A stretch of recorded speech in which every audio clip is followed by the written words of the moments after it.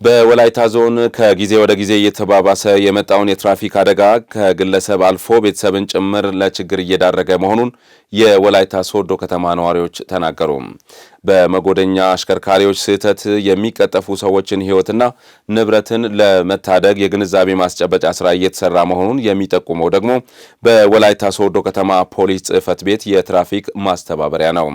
ተደጋጋሚ የትራፊክ አደጋ የሚከሰትባቸው አካባቢዎች ተለይተው የትራፊክ ፖሊስ ተመድቦባቸው በትኩረት እየተሰራ ነው ያለው ፖሊስ እግረኞችም ሆነ አሽከርካሪዎች የራሳቸውን ኃላፊነት በጥንቃቄ እንዲወጡም አሳስበዋል። ሀና ደረሰ በዚህ ጉዳይ ላይ ተጨማሪ ይዛበታለች።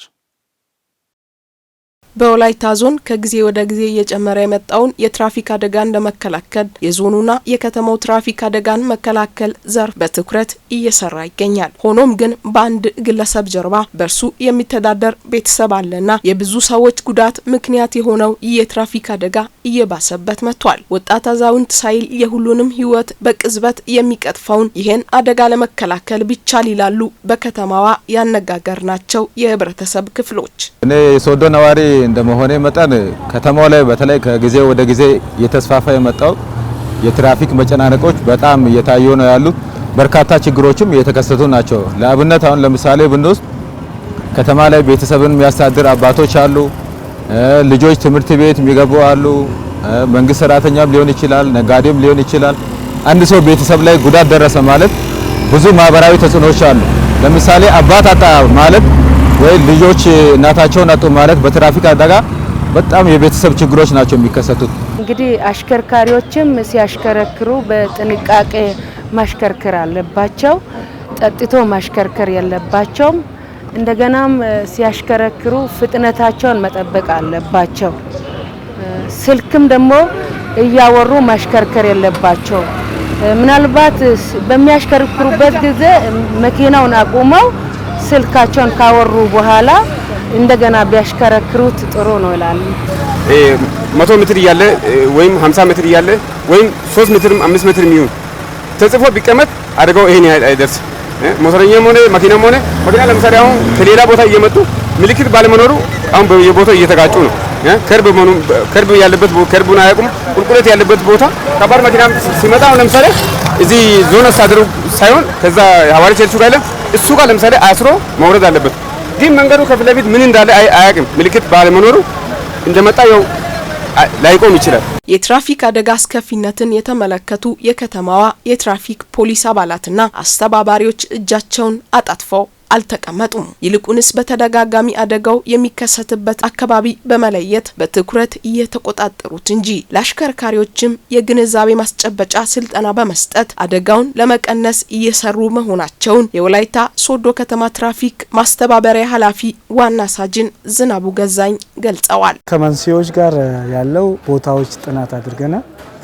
አደጋ የሚበዙበት ቦታዎች ከዛ ጋር ተያይዞ ምንድነው አደጋውን ለመቀነስ የሚገባን ነገር ምንድነው የሚለውን ከአሽከርካሪ ስልጠና ጋር ሂደቱን ይዘን አሁን በዚህ ሰዓት ላይ ለሞተር በዚህ ሳምንት ለሞተር አሽከርካሪዎች በሰባቱ ቀበሌያት ላይ የግንዛቤ ማስጨበጫ ከትራፊክ አደጋ ራሳቸውን እንዲጠብቁ ህብረተሰብን ደግሞ ከትራፊክ አደጋ እንዲከላከሉ እንዲጠብቁ በሚል ግንዛቤ መፍጠር ስራ በሰባቱም ቀበሌ ላይ ከሞተር አሽከርካሪዎች ጋር እየሰጠን ያለንበት ሁኔታ ነበረ። ዋና ሳጅኑ አክለው የትራፊክ አደጋን ለመከላከል አሽከርካሪዎችን ጨምሮ እግረኞች የሚጠበቅባቸውን ኃላፊነት ሊወጡ ይገባል ብለዋል። ህብረተሰቡ በዚህ ግንዛቤ ከማስጨበጥ ጋር ከአደጋው አስከፊነት ጋር መስራት ያለበት ስራ አለ፣ ማገዝ ያለበት እገዛ አለ።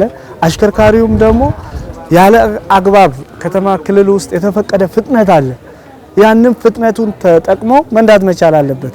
በብዛት ተቃራኒ መንገድ የሚሄዱ አሽከርካሪዎች አሉ። ይሄም ለአደጋ አስከፊነት በጣም ወሳኝ ከፍተኛ ነው። ስለዚህ በተቃራኒ መንገድ አለመሄድ አሁን መንገዶች በብዛት ያልተከፈቱ መንገዶችን አሁን እኛ ለአደጋ አስተዋጽኦ ስላለ ጥናት አድርገን ወደ 6 የሚሆን አሁን ሰሞኑ የሚከፈት መንገዶች አሉ። 7 የሚሆኑን ጥናት አድርገን መንገድ ከፍተናል። ስለዚህ እነዚህ የተከፈቱ መንገዶች ላይ በመሄድ ህይወቱን አደጋውን መቀነስ መቻል አለበት የሚለው ነው። በድጉና ፋንጎ ወረዳ ከዲምቱ ዴንዶ ወርቅቻ መንገድ በበጋ ወራት በአቧራ በክረምት ወራት ደግሞ በጎርፍ እየተቦረቦረ ለዕለት ተዕለት እንቅስቃሴ ስጋት እንደሆነባቸው የአካባቢው ነዋሪዎች ተናገሩ። በወረዳው አቅም ተጀምሮ ማሽን ባለመኖሩ የቆመውን የመንገድ ጥገና ስራ ለማስቀጠል ከባለድርሻ አካላት ጋር እየተነጋገረ ስለመሆኑ የሚገልጸው ደግሞ የወረዳው አስተዳደር ነው። አለማየሁ አልቶ በዚህ ጉዳይ ላይ ተጨማሪ ሰንቋል። እንግዲህ የምናልፈው መንገድ እንደዚህ ናት። ጎማ ብቻ ነው የሚሻገረው። በወላይታ ዞን በግብርና ስራ ስማቸው ከሚነሳላቸው ወረዳዎች አንዷ ናት የድጉና ፋንጎ ወረዳ። በወረዳው ከፍተኛ የግብርና ምርት ከሚሰበሰብባቸው አካባቢዎች አንዱ ደግሞ ዴንዶ ወርቅቻ ቀበሌ ነው። ከዲምቱ ደንዶ ወርቅቻ ተመላልሰው ሰርተው እንደሚተዳደሩ የጠቆሙት የአካባቢው ነዋሪዎች በአካባቢው የሚመረተው የግብርና ምርት ወደ ገበያ የሚወጣበት ምቹ የመንገድ መሰረተ ልማት አለመኖሩ እንደቸገራቸው ይናገራሉ። ዋና ካታ ምርት የሚያሳይ ሀጋ ዴንዶ ወርቅቻ በቃ በዋናነት የሰብል ምርት የሚመረትበት አካባቢ ቢኖር ዴንዶ ወርቅቻ ነው። እኛ ሰርተንና አርሰን የምንተዳደርበት። ሆኖም ትልቁ ችግር መንገድ ነው። እንደምታዩት እንደዚህ ተቸግረን በበጋም በክረምትም እንደዚህ ነው የምንሰራው። አሁን በጋ ጊዜ ዝናብ የሌለበት ሰዓት አቧራ በዚህ መንገድ አያስከድም። ደግሞ ብዙ ምርት አለ። ሰም ሰርቶ የሚያገኝበት ቦታ ይሄ ነው። እኛ ተሽከርካሪዎች ገብተን ጭነን ለማውጣት አንችልም። አብዛኛው ጊዜ ተሰቃይተንና ተቸግረን ነው የምናወጣው። ሀጋራ ሃያ መኪና ደሮ አታክልት ያጋፈ ከዚህ ወዲያ ባለው አካባቢ በርካታ ምርት እየተመረተ ይገኛል።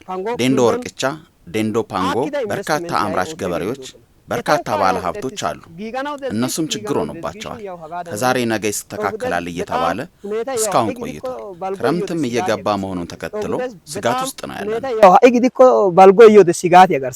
በህብረተሰቡ ተሳትፎና በወረዳ አስተዳደሩ ድጋፍ በተለያዩ ጊዜያት የተደረጉ የመልሶ ጥገና ስራዎች እምብዛም ለውጥ አለማምጣታቸውን የሚያስታውሱት የአካባቢው ነዋሪዎች መንገዱ በበጋ ወራት በአቧራ በክረምት ወራት ደግሞ በጎርፍ እየተቦረቦረ ለከፋ ችግር እንዳያጋልጣቸው ዘላቂ መፍትሄ ቢሰጠን ይላሉ። ወረዳው ይሄ ነው መንገዱን በመጀመሪያ በአቅሙ ኃይል አስተካክሎ ነበሩ። ያን አቧራ በጣም አስቸጋሪ ነበር። አስተካክሎም ያው እነሱ ባስተካክሉበት ሰዓት የመኪና እጥረት ይሄ መንገድ የሚያስተካክል መኪና ትራክተር ስለሌለ ያወጡት ተከራይቶ ያወጡት መኪና ያመጣምጥቶ ያስተካክሉት መኪና ማለት ነው። ይሄ ቦይ አልወጣም ያኔ ማለት ነው። ስለዚህ አሁን ዝናብ በዘነበበት ሰዓት እንደዚህ በመሃሉ የቆረጠ እንግዲህ በጣም አበላሽቷል። ተቸግረንም እየሰራን ነው፣ እያስተካከልን ይላል ቀበሌው ጥረት ያደርጋል። ሆኖም ግን ማሽኑ ከላይ ጥርጊያ ያደረገለት በመሆኑ መንገዱ በበጋ ወራት በአቧራ በክረምት ወራት ደግሞ ጎርፍ እየቦረበረው በብዙ ችግር ነው። እንጀራ ሆነብንና ሌላ የስራ አማራጭ ስለሌለን እንዲተቸግረን እየተተዳደረን ነው።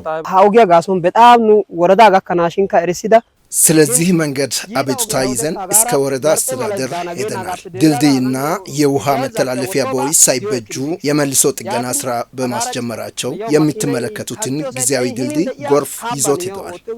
የድጉና ፋንጎ ወረዳ የቆዳ ስፋቱን ያህል የሚያመርተውን ከፍተኛ የግብርና ምርት ወደ ገበያ ለማውጣት መንገድ ከፍተኛ ሚና እንደሚጫወት ያነሱት የወረዳው ዋና አስተዳዳሪ አቶ በረከት በቀለም በወረዳው አቅም ተጀምሮ በማሽን ውስንነት ምክንያት በመንገድ ላይ የቆመውን መንገድ ለማስጀመር ከወላይታ ልማት ማህበርና ከሌሎች ባለድርሻ ተቋማት ጋር እየተነጋገሩ ስለመሆናቸው ጠቁመዋል። ዝናብ ዘንብ ሌላኛው ዲስአድቫንቴጅ ምንድነው? ጎርፍ መንገዶችን ይጠራርጉ ይወስዳል።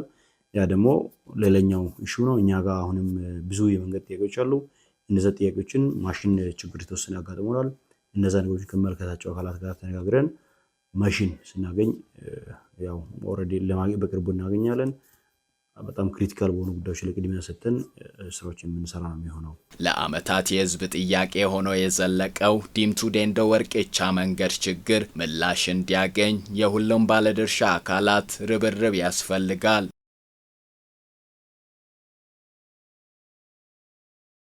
ምክር ቤቱ በተቋማት ክትትልና ህጎችን በማጽደቁ በኩል ውጤታማ ስራዎችን ማከናወኑን የህዝብ ተወካዮች ምክር ቤት የቋሚ ኮሚቴ ሰብሳቢዎች ገለጹ።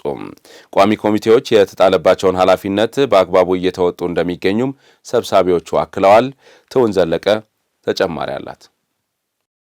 በምክር ቤቱ የህግና ፍትህ ጉዳዮች ቋሚ ኮሚቴ ሰብሳቢ ጸገነት መንግስቱ እንዳሉት በምክር ቤቱ የአሰራርና ስነ ምግባር ደንብ መሰረት ቋሚ ኮሚቴው የሚመጡለትን አዋጆች በመመርመር ሪፖርትና የውሳኔ ሀሳብ ለፓርላማው በማቅረብ ያጸድቃል። በዚሁ መሰረት ቋሚ ኮሚቴው ከጥቅምት ጀምሮ በነበረው ቆይታ 5 አዋጆችን መርምሮ በማቅረብ ማጽደቅ መቻሉን ተናግረዋል። ቋሚ ኮሚቴው የሚከታተላቸው ተቋማት የ2017 ዓመታዊ እቅድ ከ10 ዓመቱ የልማት እቅድ የተቀዳ መሆኑን የማየትና ግብረ መልስ የመስጠት ስራ መሰራቱን ገልጸዋል። የየሩብ ዓመት የስራ ሪፖርትን በመመዘን የመስክ ምልከታ በማድረግና በመገምገም ተገቢውን አገልግሎት እየሰጡ ስለመሆናቸው ክትትል እንደሚደረግም ጠቁመዋል። መስክ እንወርዳለን እስከታች ቅርንጫፍ መስሪያ ቤት ያላቸው በርካታ መስሪያ ቤቶች አሉ በክልል ደረጃ።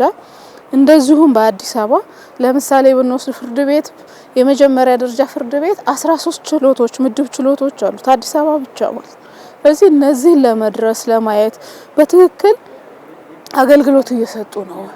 አገልግሎት ተቀባዩ በትክክል አገልግሎት እያገኘ ስለመሆኑም ጭምር አግኝተን ነው የምንመጣው፣ አነጋግረን ነው የምንመጣውና በዚህ መንገድ ስራዎቻችን ታች የታቀዱ እቅዶች በተግባር አሉ የሉም የሚለው የመስክ ምልከታ እያደረግን አስፈላጊ ሲሆን ተቋም ቢሮ ጠርተን ሪፖርት እንዲያቀርቡ ምላሽ እንዲሰጡ የምናደርግበት ሁኔታ ነው ያለውና እነዚህን ስራዎች ስናከናውን ነበረ።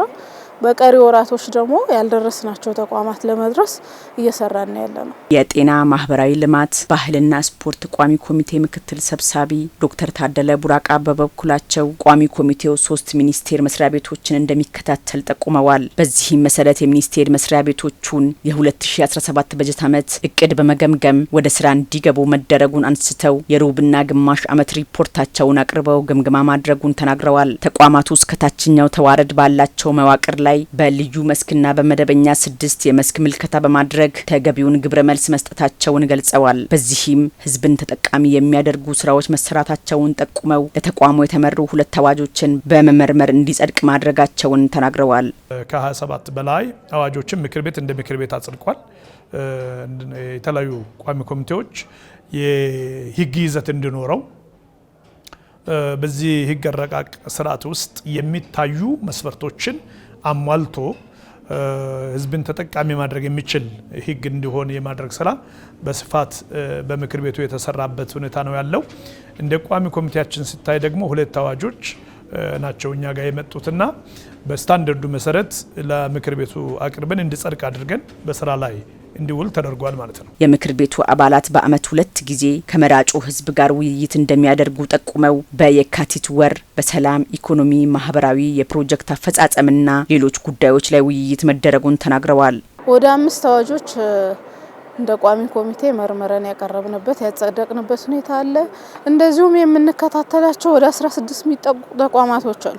የእነሱን የየሩብ ዓመቱ ስራ የምናይበት መነሻችን ደግሞ የ2017 እቅድ ነው። የ2017 እቅድ ደግሞ ከ10 ዓመቱ የልማት እቅድ የተቀዳ ነው አይደለም የሚለው ቼክ የሚደረግበት ሁኔታ ነው ያለው። የሰላም ጉዳይ ትልቁ የውይይት አጀንዳ ነው።